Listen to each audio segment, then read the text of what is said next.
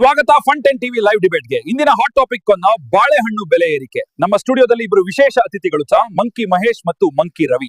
ನಗರದಲ್ಲಿ ಜಾಮ್ ಕಾರಣ ಒಂದು ಎಮ್ಮೆ ರಸ್ತೆಯಲ್ಲಿ ಸೆಲ್ಫಿ. ಎಮ್ಮೆಗೂ ಫೇಮ್ ಬೇಕಂತೆ. ತಾಜಾ ಸುದ್ದಿ, ಬಾಳೆಹಣ್ಣಿನ ಬೆಲೆ ಡಬಲ್.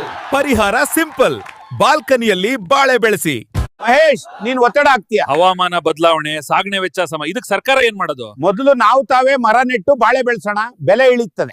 ಹೌದು, ಆದ್ರೆ ಈಗ್ಲೇ ಬಾಳೆ ಹಂಚಿಕೆ ಮುಖ್ಯ.